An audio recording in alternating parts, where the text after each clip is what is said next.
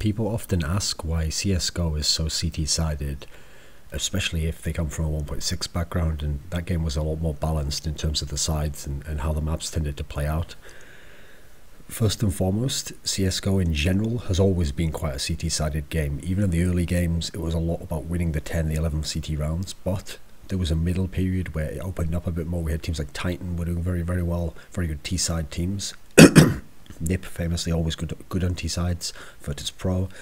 So there was a little more play at times, but this era particularly, especially the Fnatic era of them winning all these titles, the 5 out of the 7 titles that they won, and all this meta that's been introduced of the heavy CT domination, it seems like a very CT-sided game. So I'm going to kind of break down some of the reasons why that is at the moment.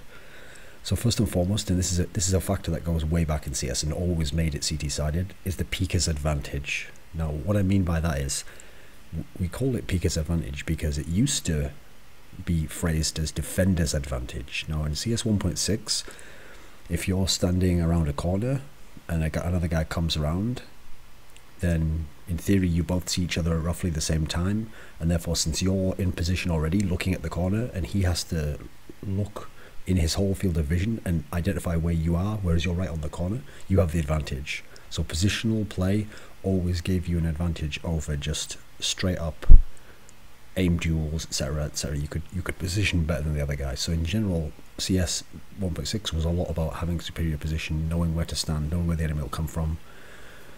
Whereas in CSGO, there's the Picus Advantage. Now, this used to be stated as there was some kind of lag where the guy running around the corner actually got to see the CT before the CT saw him, just in terms of the packets and the information going.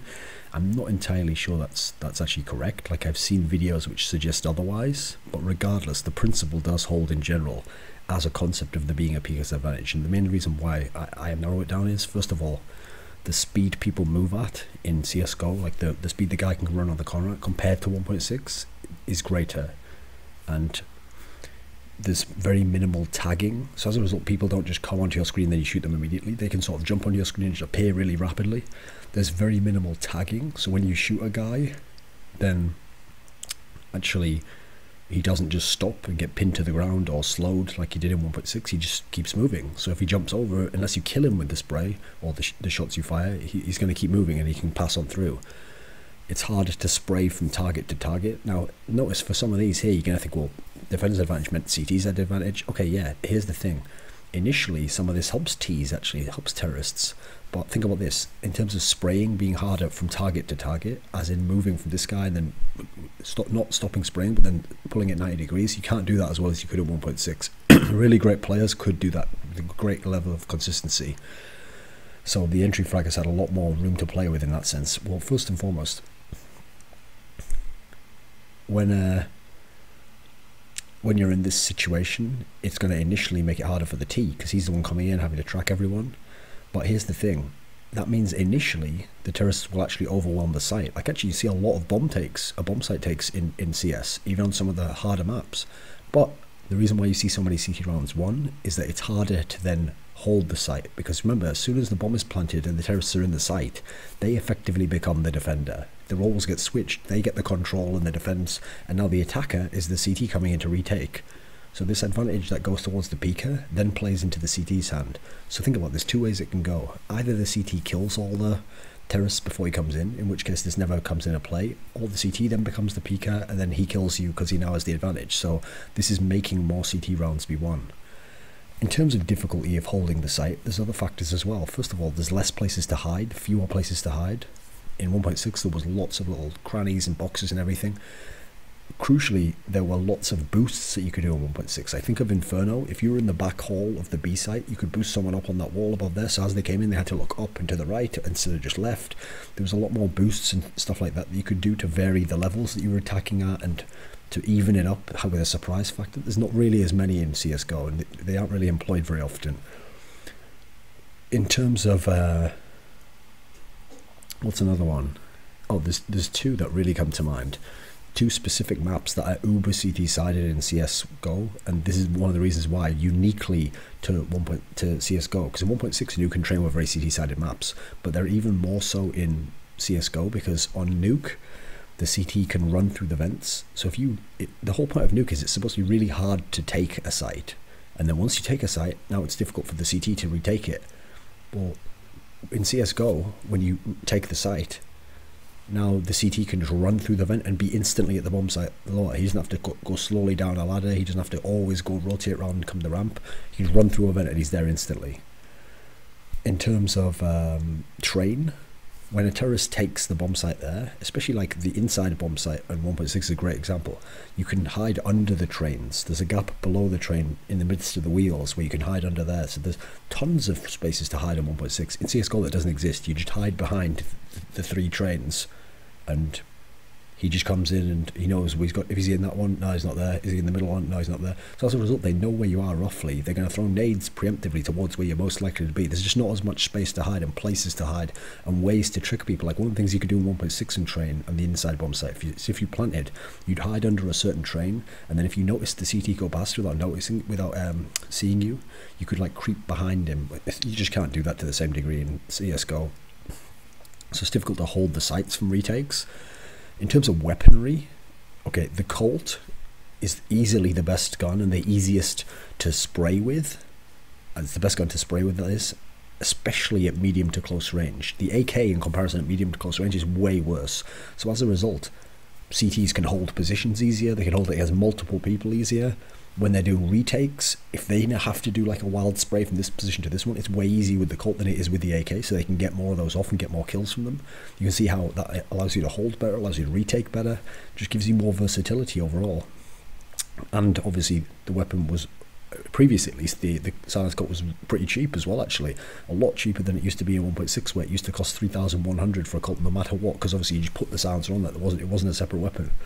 The CZ, now, admittedly, the CZ has been changed a bit, but in general, we saw that this was a big impact as to why it became so CT-sided. Because first of all, in 1.6, CTs never bought pistols on ecos. Like some crazy people, like fucking Russian players and stuff, buy a Deagle. But the best players of all time, these Scandinavian teams who were the great teams, the MTW, Fnatic, SK, they all used to just stick with the USP. So they weren't spending any money on ecos. That was the normal approach because it wasn't worth buying any of the pistols. But the CZ was so powerful that you saw lots of people buying the CZ on the ecos and turning the eco around. And then even worse, it started working in favour of the AWPer ridiculously, where now it protected him. It was sort of CZ insurance, because if he AWP'd you, great. If you rushed him, which is what you're supposed to do with an AWPer, close the distance, make him uncomfortable, make him move, he just switched to the CZ, and suddenly he was in perfect range to CZ you. So it was just making certain AWPers, I've always pointed out, Smith smell the LC, it made them a bit overpowered, where they wouldn't have normally been if that weapon hadn't been there. So the CZ, that's allowing CTs to win more rounds as CT AWPers there. There's the Scout. The problem with the Scout is the Scout was nearly useless in 1.6 because of the fact that you need like more than one shot to kill. So it was only used in rare occasions. But it's the jumping quality of the Scout where it can be accurate in midair. That's what's fucking up the CT side here, because first of all, it can now be used to get information for free that you shouldn't have. So when you're on Mirage and you're in the B bomb site and you jump up to look into the corridor house area where the like carpet area is, when you jump up to look in there, normally you're supposed to jump up and you can see them briefly, but then that's all you get the information. Now you get to jump up, get the information if they're there, take a shot at them, and it's very unlikely that they're going to hit you while you're just popping your head up like that instantly. So you get this massive advantage from an inferior weapon, and we see that used very effectively over and over. It also allows retakes as CT on Dust 2 at long A just to become way more effective than they should be. If you're in a position in both these scenarios, but particularly the Dust 2 one, where you're in head height advantage, a core concept of CS, at least in 1.6, was if you have head height advantage, you have the advantage. That's why it's called that, because you shoot down into the majority of that guy's head hitbox, whereas he's shooting up at you with just a fraction of the tiny little bit of the head hitbox he can use. He's shooting mainly your body. So as a result, you're supposed to have the advantage. Position in terms of vertical position is also very important in 1.6. Not so much with this particular unique weapon trait that you can just jump and scout people. So it takes away that advantage, which the terrorist would get once he took the site like that. There's counter smokes, are really, really powerful as CT, that's crucial. The big problem is the smoke lasts too long and is too effective. So as a result, when it gets thrown, a lot of terrorist teams who are good terrorist teams tell me it's more they themselves want it removed, even if they're good on CT. Like even teams like LDLC, they want it removed because when they play against these counter smokes, they're about to go into the site, and the smoke comes in, and they go, right, well, we have to wait like 10 seconds there, and the next one comes in, and now we have to wait again. This is the big problem. It lasts too long. Like it should only last like 5 or 8 seconds or something, and it should fade fairly quickly. Instead, it's really powerful, lasts really long, and then worst of all, when you go into it as a terrorist, it's going to take longer for you to see once you come out of it because of the smoke effect than for the CT, because the CT isn't affected by the smoke. So he just sees you exit the smoke. He's already looking roughly where you are anyway. He'll just see a body, shoot, and then you're dead. You have almost no chance to be able to see, spot him, locate him, aim, shoot. There's just too much going on there, so it makes it very hard to take sites in the first place in this particular sense. It also means that T-side AWPing can just get completely neutralized for like half of a round, because you throw those smokes in and suddenly the AWP's just looking into nothing, like he can't do anything. Whereas the CT AWP can just spam some shots still roughly where he'd be, and he doesn't have to do anything, engage anyway, he can just wait for you. In terms of maps crucially are a big part of why CSGO is so CT-sided, because in 1.6, I always talk about this, there was a golden era. I'd say we're looking at roughly like, I think it was about 2008 to 2010, I think middle of 2010 roughly, where the main map pool was just 5 maps, and these were the 5 maps. You had Dust 2, heavily T-sided map. You had Tuscan, heavily T-sided map. You had Inferno, the most balanced map, which has almost no map bias. You had Nuke, heavily CT-sided map. You have Train, heavily CT-sided map. You can see there, when you add up all the biases, it equals 0, because 2 super T-sided, 2 super CT-sided, and an evenly balanced one. There's no overall bias there. So as a result, it allows the maximum play possible in the game, because all styles can work. Having very heavily T-sided style of team, great attacking offensive play, that works. The Poles famously won a lot of championships, majors like that. You can have great CT-sided play. Think of teams like Fnatic, MTW, amazing CT-sided teams. Na'Vi, obviously. You can have teams in the middle, so we're talking about like MTW 2008, Mouse Sports 2008, like great versatile teams in both particular styles. They can win on either half of the map, and also opens up the overall map play, because okay, if I'm a super CT-sided type of team, okay, I'll take away one of your T-sided maps, we're still going to have to play one of them, and now you're going to have to play one of my CT-sided maps, and then something like Inferno might be the decider, so it's going to make for a great series, and we had some awesome series. In CSGO, that's just not the way it is. CSGO barely has any maps that have any T-side bias. In fact, at this point in time, it's hard to say any really do, because think of it, Inferno and Mirage used to be fairly balanced. They used to be a bit like the 1.6 scenario, where if you were good, you could win on either side. Now, they've become super CT-sided, where think of the best team on Inferno Mirage overall, it's Fnatic, right? They routinely win 12 or 13 rounds on CT side, even versus the other best teams in the world, and the other best teams on those maps. Now, Dust 2, you could always rely on Dust 2 to at least have some T-sided play in it, right? Especially during the middle part of 2014 and the earlier part, you thought, oh, this is quite a T-sided map finally. Well, now we've come to an era where, think about a team like Titan, the one that had Kaylee in it. They were like routinely winning ridiculous, like 16-1, shutting Nip down on CT side of Dust 2. They were just smashing Fnatic, 16-1, CT side of Dust 2. Overall, CT-sided play though, winning like the main rounds on the CT side. They were making it a super CT-sided map, even though naturally that map does have more play to it. But if even on that one that's supposed to be heavily T-sided, you can just wreck the CT side, there's problems here. There's one other factor as well, which is that CS will go, as far as these factors go, will likely always be CT-sided as an overall style, but something that's accentuated how CT-sided it is the era and the meta of teams we recently had who were near the top level. Because the 2 best teams, the ones who've made all the top 4s, except for DreamHack Winter, where Fnatic fell out in the round of 8, Fnatic and LDLC, with their new lineups, have made top 4 of every single event they've played in. So they're the dominant teams. Fnatic's won 5 of those 7 events. LDLC's won 2 events in this time period. They're the dominant teams, and they're always number 1 and number 2. And think about what they're like as teams.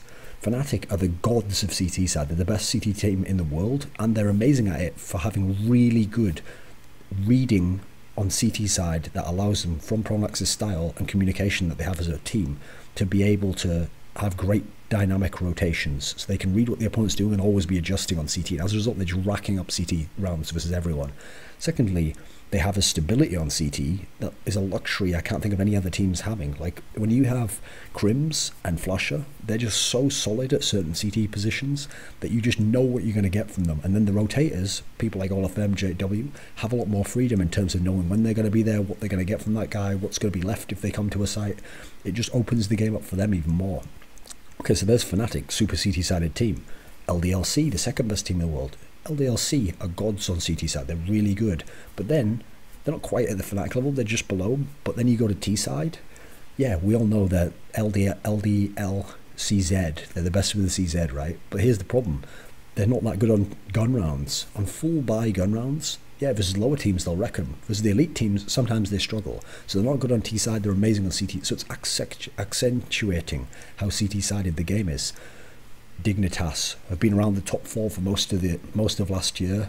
They're famous for being like a CT only team where they have to win the 12 or 13 CT rounds or they won't win against the best teams. That's their famous quality.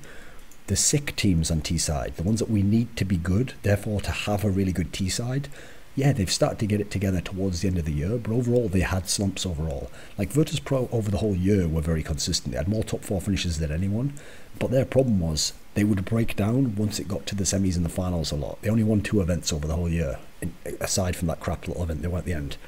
They only won 2 overall. So these other better teams would just beat them, and it would make it look like, oh, they beat them because they had better CT sides than Virtus Pro had, who had a good CT side, but they were known for great overrunning, overwhelming, strong T-side play, and it wasn't as effective at this time.